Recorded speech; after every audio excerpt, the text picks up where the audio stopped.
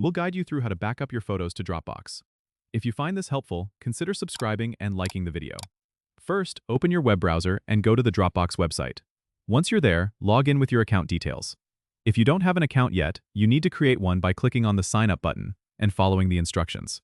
After logging in, you'll be directed to your Dropbox homepage. Here, look for the Upload button, usually located at the top of the page. Click on it, and you'll see options to upload files or folders. Since we're focusing on photos, you might want to organize them into folders on your computer first. This will make it easier to upload them in one go.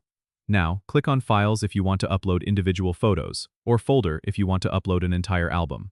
A window will pop up allowing you to navigate through your computer's directories. Locate the photos or folder you want to back up, select them, and click Open. Dropbox will start uploading your files immediately. You can track the upload progress at the bottom of the window. Once the upload is complete, your photos are safely backed up to Dropbox. You can access them from any device with internet access by logging into your Dropbox account. Remember, Dropbox provides a limited amount of free storage, so if you have a large number of photos, you might need to consider upgrading your plan. And there you have it. Your photos are now safely backed up online. Don't forget to subscribe and comment if this helped you out.